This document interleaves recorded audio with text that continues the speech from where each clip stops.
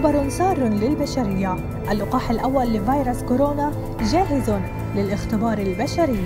وفقا لما أعلنت شركة مودرنا الأمريكية للصناعات الدوائية أنها زودت الحكومة الأمريكية بعينات للمعهد الوطني للحساسية والأمراض المعدية لإجراء مزيد من الدراسة على اللقاح.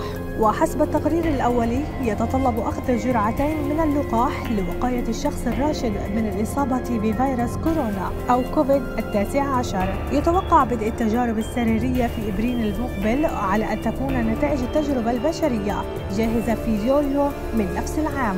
نجاح التجربة مرتبط بعدة عوامل، منها الآثار الجانبية المحتملة وسلامة استخدامه، فترة اعتماد اللقاح وتوزيعه. يتوقع البعض أن هذه العملية قد تستغرق لعام 2021 على أقل تقدير. ويذكر أن في الآونة الأخيرة انتشر الفيروس في عدد من الدول، وانتشرت معه أيضا عدد الوفيات. ففي الصين بلغت عدد الإصابات 78,064 والوفيات 2,751.